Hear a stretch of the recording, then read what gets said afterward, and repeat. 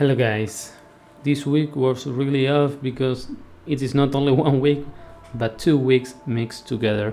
You see, we had tons of work, so we had to delay the video at least 1 week. Remember, if you want to participate on how this can look, please join our Discord channel where you will have a special channel where to talk about this Attack on Titans project. Enjoy!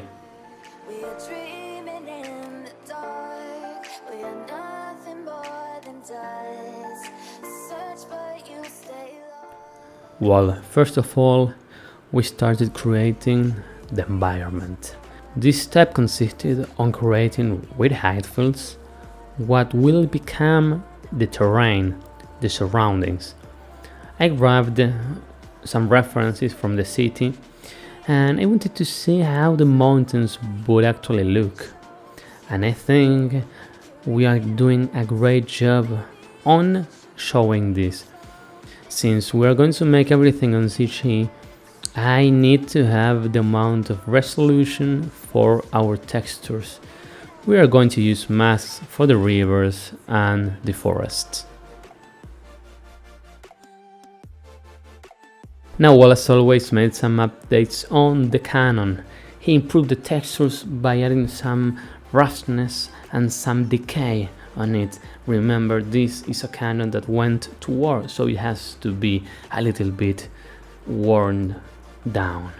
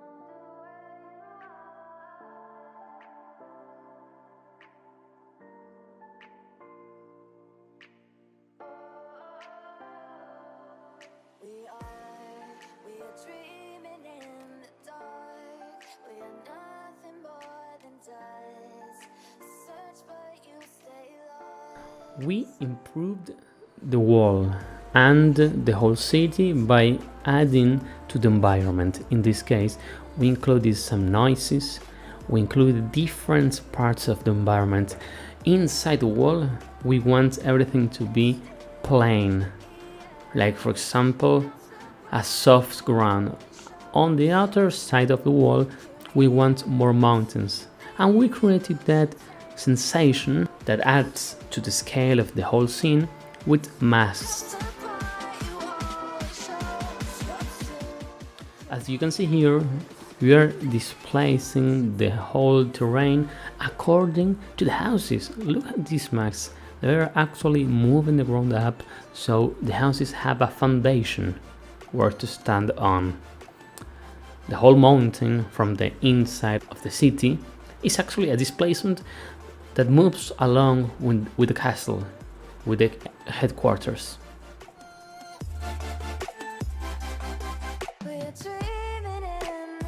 Let's not forget that in the city we also have trees, so what I'm doing here is creating a future point cloud for where I can instance the trees, which I'll be creating soon in Clarice.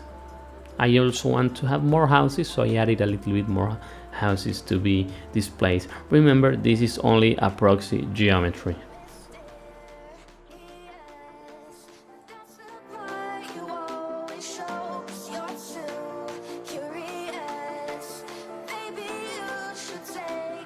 As I said before, we are going to be creating the trees. In this case, we chose speedtree as a software. This software is incredible to make trees really fast. You can also manipulate the textures, the fall off of the branches, how many leaves, if it has wind, if it doesn't. It's just amazing, an amazing piece of software. So I'm messing around here. I really didn't know how to use the software, but I learned in one day. And I'm importing them in Clarice, where we will doing, as I said before, the final shading. So enjoy.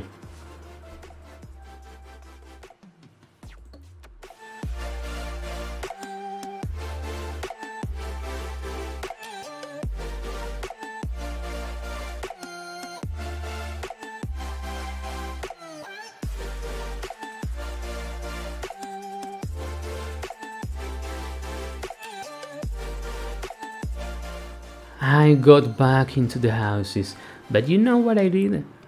I actually improved some things, like for example the roof tiles, and mostly I organized the workflow. If you see, I have a disaster. My note trees were really crumbled, they were all mixed up together, so I had to separate stuff before I can create a working and functional tool.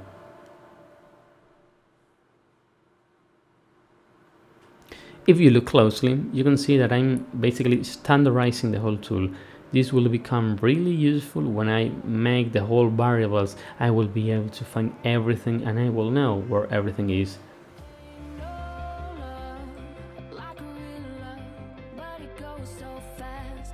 We realized that there were towers in the city and that we obviously have to model these assets. So I decided to take this asset creation as mine, and I decided to also make it procedural, so if I wanted to change something it will update the whole model. Houdini, when it comes to proceduralism, is really great, because if you know how to manipulate the nodes and in some cases use math, you can create whatever you want.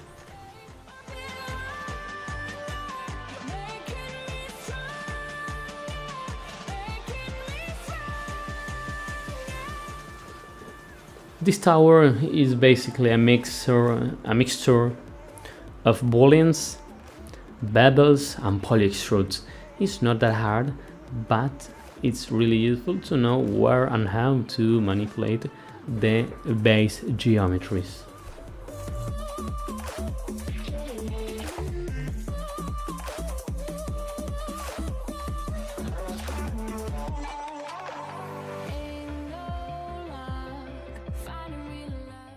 Doesn't it just look amazing?